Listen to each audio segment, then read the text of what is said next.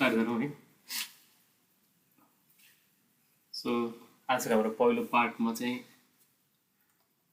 पम्पहरूको विषयमा हामी अलिकति कुरा गर्छौँ।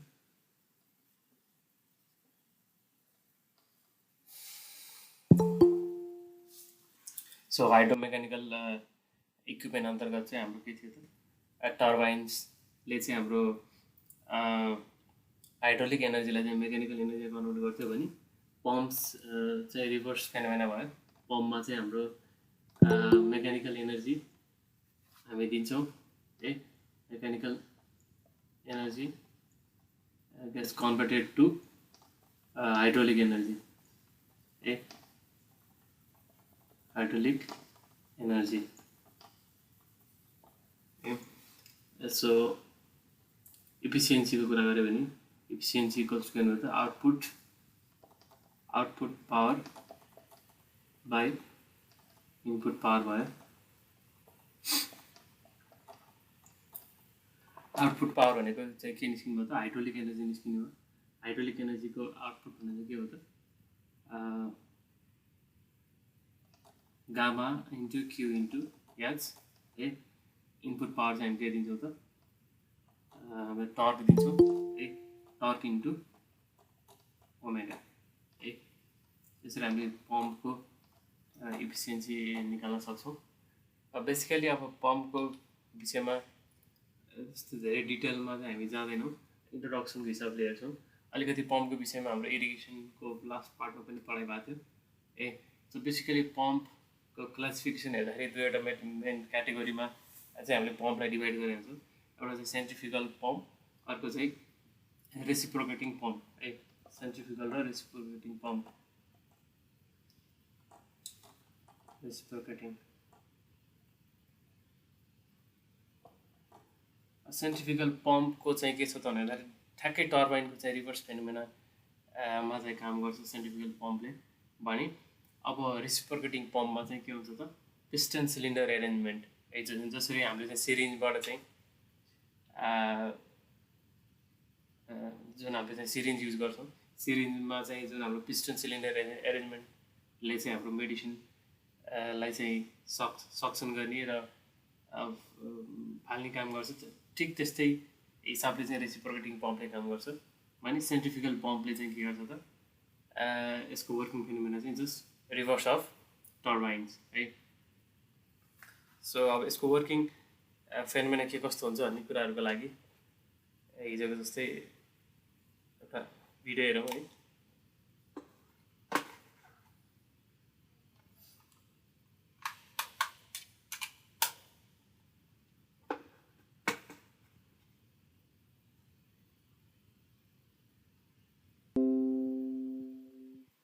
सेन्ट्रिफ्युगल पम्पमा चाहिँ हामीले के देख्यौँ त भन्दाखेरि मेजर पार्ट भनेको चाहिँ भित्रको जुन इम्पेलर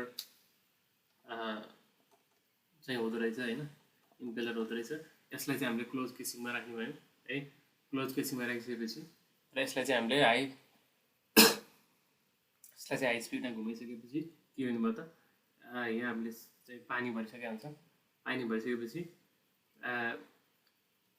सेन्ट्रिफ्युगल फोर्सको कारणले गर्दाखेरि पानी चाहिँ रेडियल्ली बाहिरतिर ड्रिभन हुन्छ है। बाहिरतिर ड्रिभन भइसकेपछि आउटवर्ड अब पेरिफेरीमा के हुनुभयो त, काइनेटिक एनर्जी र प्रेसर बढ्ने भयो। According to the Bernoulli's principle के हुनुभयो त, बिचमा चाहिँ के हुनुभयो त, प्रेसर नेगेटिभ हुने भयो है। सो त्यही नेगेटिभ प्रेसरको कारणले गर्दाखेरि के हुनुभयो त, पानी चाहिँ सक्सन हुने भयो है। सो सेन्ट्रिफ्युगल पम्पमा चाहिँ हामीले बुझ्नुपर्ने इम्पोर्टेन्ट पार्ट भनेको चाहिँ त प्राइमिङ हो। प्राइमिङ भने चाहिँ के हो त भन्दाखेरि यो पार्टदेखि अब हामीले चाहिँ अब सक्सन गर्ने कहाँसम्म हो त, कहाँबाट हो त है। यो सबै पार्टमा चाहिँ हामीले सुरुमा पम्पलाई स्टार्ट गर्नुभन्दा अगाडि चाहिँ पानी भरेको हुनुपर्छ है। पानी भरेको हुनुपर्छ। यो पानी भर्ने प्रोसेसलाई हामी के भन्छौँ, प्राइमिङ भनेको भन्छौँ है। सो एयर टाइट केसिङ हुनुपर्छ र प्राइमिङ गरेको हुनुपर्छ। र प्राइमिङ गरिसकेपछि मात्रै चाहिँ हामीले यो पम्पलाई चाहिँ स्टार्टअप गऱ्यो भने त्यसको पानीलाई रोटेट गर्दाखेरि जेनेरेट भएको नेगेटिभ प्रेसरले मात्रै फर्दर पानीलाई तान्न सक्छ है। हावा छिर्यो भने के हुन्छ त, हावा छिर्यो भने अब पानीको ठाउँमा हावा घुम्दाखेरि हावा घुमेर जेनेरेट भएको नेगेटिभ प्रेसरले चाहिँ पानीलाई चाहिँ तान्न सक्दैन है। त्यो भएको हुनाले चाहिँ प्राइमिङ इज भेरी इम्पोर्टेन्ट फेनोमेना है। त्यसपछि यो पम्पको एक्सिसदेखि लेभलदेखि यो पानी एक लेभलसम्मको यो हाइटलाई हामी सक्सन हेड भनेर भन्छौँ है। सक्सन हेड अब जति धेरै भयो त्यति के हुन्छ त भन्दाखेरि यो पोइन्टमा त्यति नै धेरै नेगेटिभ प्रेसर चाहिँ हामीलाई चाहिन्छ है। तर अब प्रेसर घट्दै घट्दै गएर नै चाहिँ भ्यापर प्रेसरभन्दा कम भइदियो भने के हुन्छ त द क्याभिटेसन फेनोमेना हुन पुग्छ है। क्याभिटेसन फेनोमेना हुनसक्छ। त्यो कारणले गर्दाखेरि यहाँको प्रेसर चाहिँ सक्सन प्रेसर नेगेटिभ प्रेसर चाहिँ विदिन लिमिट हुनको लागि चाहिँ के गर्नु पऱ्यो त भन्दाखेरि रेस्पेक्टिभ हेड चाहिँ मेन्टेन भएको हुनु पऱ्यो है। हामीले पम्पले तान्ने भन्दैमा जतिसुकै हाइटको लागि चाहिँ हामीले पम्पले चाहिँ तान्न सक्दैन भन्ने कुरा पनि थाहा भयो है त। सो बेसिकली अब लार्ज स्केल कामहरूको लागि लार्ज क्वान्टिटीमा चाहिँ वाटर विड्रो गर्नको लागि चाहिँ हामीले यो सेन्ट्रिफ्युगल पम्पलाई चाहिँ युज गरेको देख्छौँ है। सो यसरी हेर्दाखेरि अब यसको स्ट्रक्चरली पनि अनि कामको हिसाबले हेर्दाखेरि ठ्याक्कै रिभर्स अफ फ्रान्सिस टर्बाइनको रिभर्स जस्तो देखिरहेछ है। फ्रान्सिस टर्बाइनमा के हुन्थ्यो, माथिबाट हाम्रो पानी आउँथ्यो है, त्यहाँ स्टकबाट पानी आइसकेपछि gradually decreasing cross sectional area भएको क्लोज वाटर ट्याङ्क क्लोज यो स्क्रोल केसिङ थ्रु चाहिँ के हुन्थ्यो त पानी इन्ट्री हुन्थ्यो होइन। अनि फर्दर ड्राफ्ट ट्युबबाट निस्केर जान्थ्यो भने यहाँ चाहिँ जस्ट रिभर्स फेनोमेना छ है। यो पाइपबाट चाहिँ यहाँ सँगसँगै सुरु भएपछि यो पाइपबाट पानी आइसकेपछि फेरि के हुनुभयो त गाइड भेन थ्रु बाहिर पानी निस्केर gradually increasing cross sectional area हुँदै हुँदै पानी चाहिँ यसरी लेफ्ट हुने भयो है। सो अब बेसिक फन्डामेन्टल कुरा यही नै हो भने अब अर्को रेसिप्रोकेटिङ पम्प भन्ने पनि छ है। रेसिप्रोकेटिङ पम्पको चाहिँ वर्किङ भनेको पिस्टन सिलिन्डर चाहिँ एरेन्जमेन्टबाट हो है। त्यसको पनि एकचोटि भिडियो हेर्नु त।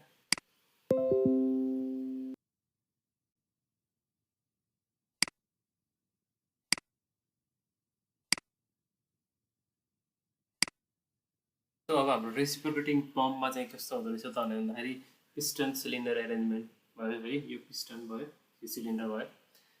यसमा के हुन्छ त भन्दाखेरि भेरी सिमिलर टु सिरिन्ज अहिले मैले भने होइन। जस्ट लिनियर मोसन है। लिनियर मोसनलाई चाहिँ एउटा चाहिँ सर्कुलर मोसनमा कनेक्ट गर्दै हुन्छ। त्यही phenomena continuous back and forth repeat गर्नको लागि होइन। सो दुईवटा भल्भहरू हुन्छ हामीसँग। तलको भल्भलाई हामी सक्सन भल्भ भनेर भन्छौँ र यो माथिको भल्भलाई हामी डेलिभरी भल्भ भनेर भन्छौँ। यो चाहिँ सिलिन्डर भयो, यो पिस्टन भयो। अनि यो पिस्टनको लिनियर मोसनलाई चाहिँ केले कन्ट्रोल गरेको हुन्छ, त्यो क्र्याङ्कले गरेको हुन्छ है। सो क्र्याङ्क बिस्तारै घुम्दै जाँदाखेरि के हुनुभयो त पिस्टन चाहिँ अगाडि पछाडि यसरी मुभ गर्नुभयो। सो इनिसियल्ली चाहिँ के हुनुभयो त यो पिस्टन त्यहाँ बन्द हुने भयो है। सो यो 90 डिग्री खोल्दाखेरि के हुनुभयो त आधासम्म पुग्नु भयो है। अनि यो भल्भ खोल्ने भयो, पानी यता बग्न थाल्ने भयो। त्यसो अर्को 90 डिग्री घुम्दाखेरि यो पिस्टन यहाँसम्म पुग्यो, कम्प्लिटली खुल्यो, यहाँ भरि पानी भर्यो अनि यो भल्भ बन्द भयो है। त्यसपछि अर्को 90 डिग्री 270 टोटल 270 डिग्री घुम्दा चाहिँ के भयो त अब फेरि यसले पुस गर्यो है। यो पिस्टन पुस भइसकेपछि माथिको भल्भ खुलेर पानी माथितिर बग्न थाल्यो र त्यसपछि फेरि अर्को 90 डिग्री घुम्दा चाहिँ के भयो त यो पिस्टन चाहिँ फेरि यहाँ बन्द भयो है। यहाँ बन्द भयो, पुरा पानी पम्प बन्द भयो। अनि माथिको यो पानी माथि पम्प भइसकेपछि यो डेलिभरी भल्भ पनि बन्द भयो। अनि फेरि अब फेरि त्यही प्रोसेस के हुनु त रिपिट हुने भयो है। गर्दाखेरि त्यो हिसाबमा चाहिँ पानी चाहिँ अब यसले पम्प गर्ने भयो है। रेसिप्रोकेटिङ पम्पले त्यसरी काम गर्ने भयो है। सो बेसिकली अब यो चाहिँ small as compare to centrifugal pump यो चाहिँ स्मल क्वान्टिटी अफ चाहिँ वाटर विड्रो गर्नको लागि चाहिँ हामीले चाहिँ युज गर्छौँ है त। सो लगभग अब पम्पको विषयमा त्यति नै कुरा थियो भने अब हामी लास्ट टपिकमा इन्टर गर्छौँ। लास्ट टपिक भनेको चाहिँ हाम्रो पावर हाउस छ है त।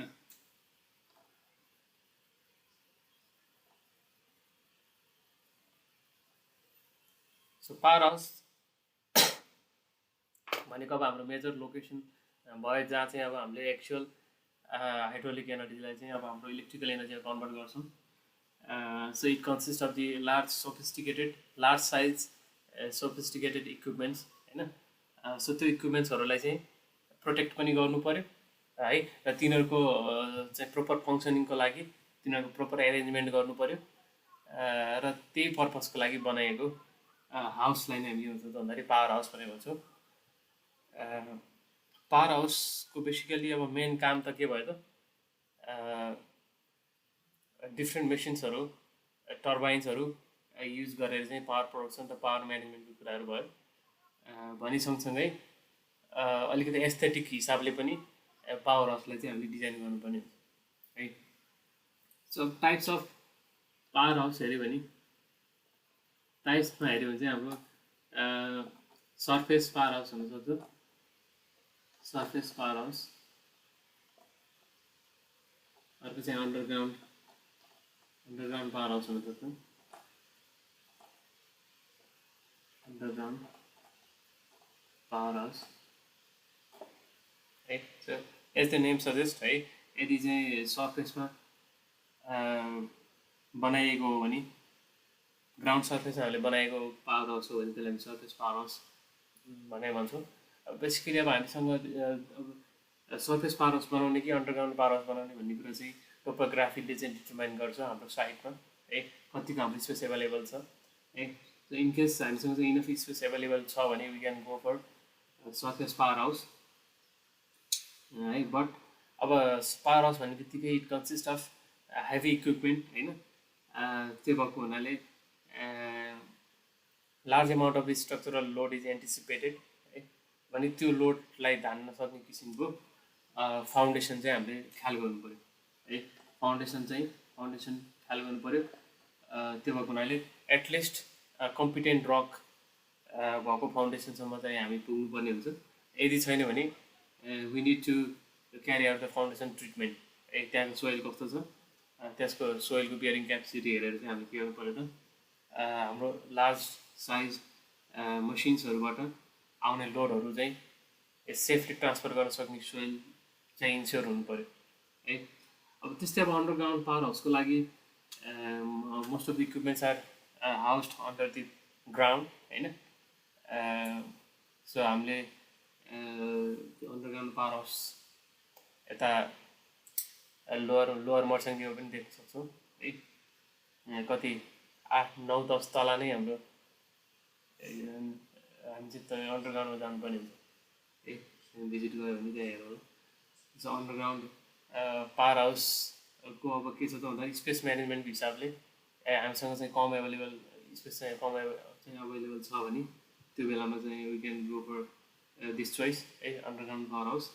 बेसिकली अब अन्डरग्राउन्ड भइसकेपछि good rocks foundation is anticipated होइन। त्यो हिसाबले चाहिँ बेटर पर्फर्मेन्स चाहिँ हामी पाउन सक्छौँ अन्डरग्राउन्ड पावर हाउसको। र since it is not directly expose to the outer environment होइन, कम्पेरिटिभली अन्डरग्राउन्ड पावर हाउसलाई चाहिँ हामीले सेफ चाहिँ मान्न सक्छौँ। गिभन द्याट फेरि अरू हामी स्ट्रक्चरली सोइल स्टेबिलिटीको कुराहरू चाहिँ हामीले राम्रोसँग मध्यनजर गरेर बनाएको छौँ भने है। त्यसपछि पावर हाउस अब ओभरअल पावर हाउसको स्ट्रक्चरहरूलाई चाहिँ कसरी डिभाइड गरिएको हुन्छ त भन्दाखेरि पार्ट्स अफ पावर हाउस हेऱ्यो भने चाहिँ पावर हाउस स्ट्रक्चर हेऱ्यो भने depending upon the turbine axis है। टर्बाइनको एक्सिस कस्तो छ त, टर्बाइनको एक्सिस चाहिँ हामीले भने होरिजेन्टल पनि हुनसक्छ भर्टिकल पनि हुनसक्छ है। यदि होरिजेन्टल एक्सिस छ भने है, होरिजेन्टल एक्सिस छ भने बेसिकली पावर हाउसलाई चाहिँ हामी दुईवटा पार्टमा डिभाइड गर्छौँ। एउटा सब स्ट्रक्चर भनेर भन्छौँ, अर्को चाहिँ सुपर स्ट्रक्चर भनेर भन्छौँ है। सब स्ट्रक्चर र सुपर स्ट्रक्चर भनेर भन्छौँ। जसरी एउटा बिल्डिङलाई चाहिँ प्लिन्थ लेभलबाट तल कोलाई सब स्ट्रक्चर अनि माथिकोलाई सुपर स्ट्रक्चर भने जस्तै पावर हाउसमा पनि टर्बाइनको एक्सिसको आधारमा चाहिँ हामीले पावर हाउस स्ट्रक्चरलाई चाहिँ डिभाइड गर्न सक्छौँ। यदि एक्सिस होरिजेन्टल छ भने दुईवटा पार्टमा हामी डिभाइड गर्छौँ, एउटा सब स्ट्रक्चर अर्को चाहिँ सुपर स्ट्रक्चर है। सो टर्बाइनको एक्सिसभन्दा तलको पार्ट है, टर्बाइन एक्सिसभन्दा तलको सबै पार्टलाई चाहिँ हामी के भन्छौँ सब स्ट्रक्चर भनेर भन्छौँ है, बिलो टर्बाइन एक्सिस लेभल है।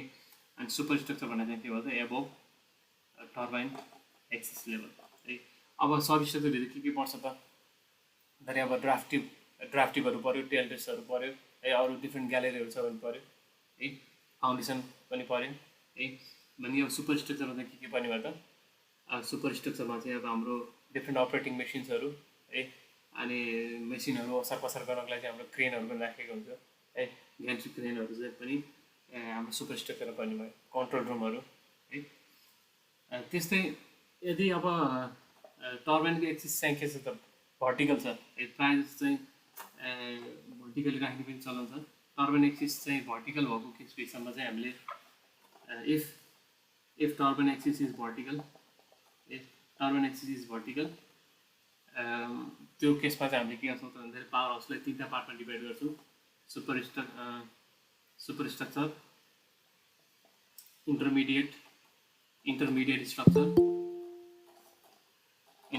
स्ट्रक्चर र सब स्ट्रक्चर है, सब स्ट्रक्चर ठिक छ। भने अब इन्टरमिडिएट लेभल भनेको चाहिँ जस्ट कहाँ हुन्छ भन्दाखेरि टर्बाइनको एक्सिसको लेभलमा हामी उभिरहेको हुन्छौँ है, टर्बाइन एक्सिस लेभलमा हामी उभिरहेको हुन्छौँ भने टर्बाइन एक्सिस भन्दा तलको लेभल है, टर्बाइन एक्सिस भन्दा तलको पोर्सनको पावर हाउसलाई के हुन्छ त सब स्ट्रक्चर भन्ने भन्छौँ है, बिलो टर्बाइन एक्सिस। अब यसमा आइहाल्यो भने जस्तै डिफ्रेन्ट कम्पोनेन्ट्सहरू like draft tube, tail race र अरू चाहिँ ग्यालेरीहरू हुनसक्छ। त्यस्तै अब इन्टरमिडिएट, जस्तै अब एक्सिस चाहिँ हाम्रो होरिजेन्टल हुँदाखेरि के हुन्थ्यो त, टर्बाइन र जेनेरेटर एउटै एक्सिसमा कपल भएको हुनाले एउटै लेभलमा हुन्छ है। तर यसरी भर्टिकल एक्सिस यदि चाहिँ हाम्रो टर्बाइन एक्सिस चाहिँ भर्टिकल छ भने चाहिँ त्यो केसमा के हुन्छ त भन्दाखेरि लोवर लेभलमा चाहिँ हाम्रो टर्बाइन हुन्छ भने माथिल्लो फ्लोरमा है, टर्बाइनको भन्दा माथिल्लो फ्लोरमा चाहिँ के हुन्छ त जेनेरेटर राखेको हुन्छ है। सो अब इन्टरमिडिएट लेभल भने चाहिँ के भयो त, टर्बाइन एक्सिस लेभलदेखि जेनेरेटरको टपसम्मको पार्ट चाहिँ के भयो त इन्टरमिडिएट स्ट्रक्चर भयो र यो जेनेरेटरदेखि माथि जेनेरेटरको टपदेखि रुफको टपसम्मको पोर्सनलाई चाहिँ के हुन्छ त सुपर स्ट्रक्चर भनेर भन्छौँ। सो सुपर स्ट्रक्चरमा चाहिँ डिफ्रेन्ट कन्ट्रोल रुमहरू, क्रेन्सहरू राखेको हुन्छ ठिक। सो अब यसमा हामीलाई सोध्न सक्छ अब एउटा सिम्पल एउटा डायग्राम बनाइदिने भनेर, त्यो प्र्याक्टिस गर्नु होला है। त्यसपछि अर्को पार्ट भनेको डाइमेन्सनिङ कसरी गरिन्छ त पावर हाउसको है, पावर हाउस डाइमेन्सनिङ भनिन्छ, पावर हाउस डाइमेन्सनिङ।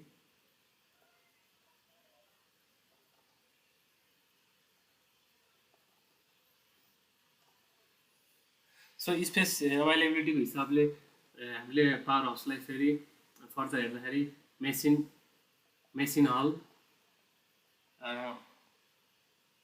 त्यसपछि लोडिङ बे,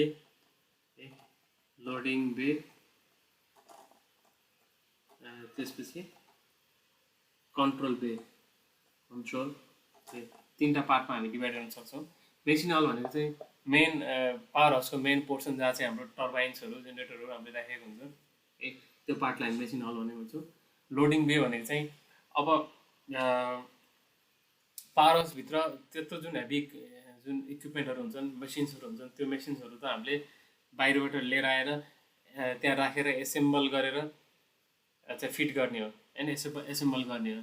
र सँगसँगै मेन्टेनेन्स गर्ने बेलामा पनि हामीले के गर्नुपर्ने हुनसक्छ त, मेन्टेनेन्स गर्ने बेलामा पनि मेसिनहरूलाई निकालेर साइडमा राखेर मेन्टेन गर्नुपर्ने हुनसक्छ है। भनेपछि त्यसको लागि पनि हामीलाई केही स्पेस आवश्यक परिरहेको हुन्छ पावर हाउसमा भने त्यो स्पेसलाई नै के हुन्छ भन्दाखेरि लोडिङ बे भनेर भन्छौँ। मेसिनहरूलाई चाहिँ जोड्ने डिसमेन्टल गर्ने, फेरि जोड्ने, राख्ने, निकाल्ने, साइडमा राख्ने कामहरू गर्नको लागि चाहिँ चाहिने एक्स्ट्रा ठाउँलाई चाहिँ के हुन्छ त लोडिङ बे भनेर भन्छौँ। त्यस्तै अब कन्ट्रोल बे भनेको चाहिँ के हुन्छ भन्दाखेरि डिफ्रेन्ट मेसिन्सहरू अटोमेटाइज हुन्छन् होइन। सो अटोमेटिक मेसिन्सहरूको, जेनेरेटरहरूको, टर्बाइन्सहरूको अपरेसन गर्नको लागि चाहिँ हामीलाई डिफ्रेन्ट कन्ट्रोल को कामहरू गर्नुपर्ने हुन्छ है। त्यसको लागि हामीलाई कन्ट्रोल रुम चाहिन्छ है। सो त्यो कन्ट्रोल गर्नको लागि पनि कन्ट्रोल मेकानिजम सहितको रुमलाई चाहिँ हामी के भन्छौँ भन्दाखेरि कन्ट्रोल बे भनेर भन्छौँ है। सो अब पावर हाउसको साइज कत्रो हुन्छ पावर हाउसको साइज कत्रो हुन्छ त अथवा बेसिकली मेसिन हलको साइज कत्रो हुन्छ भन्ने कुरा चाहिँ केमा डिपेन्ड हुन्छ त भन्दाखेरि नम्बर अफ युनिट कति छ त ए युनिट भनेर चाहिँ के हो त टर्बाइन र जेनेरेटरको एउटा जोडी हो हामी चाहिँ एउटा युनिट भनेर भन्छौँ त्यो टोटल नम्बर अफ युनिट कति छ अनि युनिटको बिचमा चाहिँ हामीले स्पेसिङ कति राख्छौँ भन्नेको आधारमा चाहिँ पावर हाउसको चाहिँ हामीले डाइमेन्सन फिक्स गर्छौँ है सो जेनरली अब हेर्दाखेरि सिम्पल हामी यहाँ डायग्राम बनायो भने टोटल नम्बर जस्तै यो एउटा टर्बाइन भयो यो अर्को टर्बाइन भयो है यो टर्बाइनको डायमिटर कति छ त टर्बाइनको डायमिटर डी छ भने एउटा टर्बाइनदेखि अर्को टर्बाइनसम्मको distance centre to centre distance चाहिँ हामीले एराउन्ड 4 to 5 डी है 4 देखि 5 टाइम्स डायमिटर अफ टर्बाइन बराबर चाहिँ हामीले राख्छौँ ठिक त्यस्तै अनि अब सँगसँगै अब मेसिनलाई चाहिँ हामीले चारैतिरबाट चाहिँ हामीले क्लियरेन्स चाहिन्छ है त्यसलाई चाहिँ एक्सेसिबिलिटीलाई चाहिँ हामीलाई चारैतिर स्पेस चाहिन्छ त्यो भएको हुनाले छेउमा भएको मेसिनको लागि चाहिँ वालबाट कम्तीमा पनि 2.5 मिटरको क्लियरेन्स चाहिँ हामीले राख्नुपर्ने हुन्छ है 2.5 मिटरको क्लियरेन्स चाहिँ हामी राख्छौँ ठिक छ यताबाट पनि यसरी 2.5 मिटर हामी मिनिमम यसरी राख्छौँ भने टोटल स्पेस अब टोटल नम्बर अफ युनिट हाम्रो कति छ है युनिटको स्पेसिङ हामी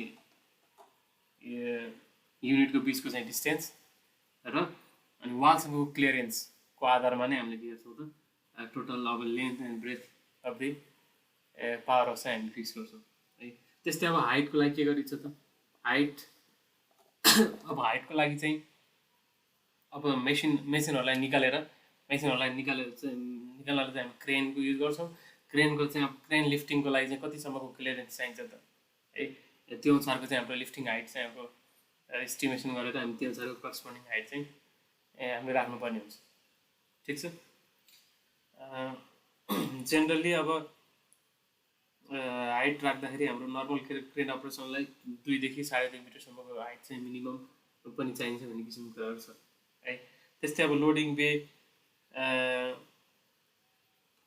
बेको लागि चाहिँ कति राख्ने त्यो स्पेस भन्ने कुरो ठ्याक्कै यता नभए तापनि minimum of the loading bay will have width at least equal to centre to centre है मेसिनको सेन्टर टु सेन्टर डिस्टेन्स बराबरको चाहिँ विड्थ चाहिँ हामीले लोडिङ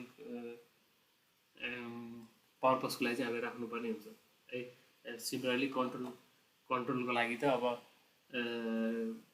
त्यहाँको कन्ट्रोल एरेन्जमेन्ट त्यहाँको अब अफिसियल कामहरूको लागि पनि हामीलाई अफिसमेन्ट चाहिन्छ भने त्यो सबै कुराहरूलाई चाहिँ हामीले म्यानेज हुने किसिमको चाहिँ हामीले के गर्छौँ त पावर हाउसको डाइमेन्सन हामी त्यसरी फिक्स गर्छौँ है त सो अब लगभग कोर्समा चाहिँ हाम्रो यति नै कुरा हो टपिकमा ठ्याक्क छैन तर कहिलेकाहीँ हाम्रो चाहिँ माइक्रो हाइड्रो को विषयमा पनि चाहिँ एउटा सानो क्वेसन सोधेको हुनसक्छ माइक्रो हाइड्रोको इम्पोर्टेन्स के कसो छ नेपालमा भन्ने हिसाबमा सो बेसिकली अब इन्भेस्टमेन्टको हिसाबले रिलेटिभली लो कस्ट मा चाहिँ हामीले बनाउन सकिने र आफ्नै नेपालीकै लगानीमा लोकल रिसोर्सेसहरू युज गरेर बनाउन मिल्ने हुनाले चाहिँ micro hydro is popular feasible in Nepal र सँगसँगै अब लार्ज हाइड्रो पावर स्टेसन्सहरूलाई चाहिँ हामीले ग्रिडमा कनेक्सन गरिसकेपछि त्यसलाई रिमोट एरियाजहरूमा लानको लागि चाहिँ लार्ज कस्ट चाहिँ हामीले खर्च गरेर ट्रान्समिसन लाइनहरू बनाउनु पर्ने हुन्छ भने त्यसको साटोमा चाहिँ हामीले पर्टिकुलर चाहिँ रिमोट एरियाजमा भएको लोकेसन्सहरूमा त्यहाँको चाहिँ isolated type of micro hydro हामीले बनायो भने that could be more economical than grid connected hydro power है त्यो हिसाबमा चाहिँ अब पनि माइक्रो हाइड्रोलाई चाहिँ हामीले इम्पोर्टेन्ट आस्पेक्टको रूपमा चाहिँ हामीले नेपालमा लिन सक्छौँ र बेसिकली रिमोट एरियाजहरूमा जुन इकोनोमिक एक्टिभिटिजहरू हुन्छन् त्यहाँ अब इलेक्ट्रिसिटी गइसकेपछि माइक्रो हाइड्रो गइसकेपछि त्यो जुन चाहिँ इकोनोमिक एक्टिभिटिजहरूलाई पनि हामीले अलिकति राम्रोसँग चाहिँ क्यारी आउट गर्न सकिन्छ भन्ने किसिमको हिसाबले चाहिँ माइक्रो हाइड्रोको चाहिँ इम्पोर्टेन्स छ नेपालमा भन्ने किसिमको कुराहरू पनि हामीले लेख्न सक्छौँ है त। सो ओभरअल हाम्रो हाइड्रो पावरको मेरो पोर्सनमा मैले तपाईँलाई 1/3 हेरेँ है सो मेरो पार्टबाट चाहिँ लगभग यति नै कुराहरू हुन् होइन। अब फर्दर इक्जामको लागि चाहिँ अब तयारी गर्दै जाउँ। त्यस्तो केही कन्फ्युजन भयो भने you can contact me any time, I will reply होइन। सो अरू केही छ त? यो सँगसँगै हाम्रो कोर्स कम्प्लिट भएको चाहिँ म घोषणा गर्न चाहन्छु।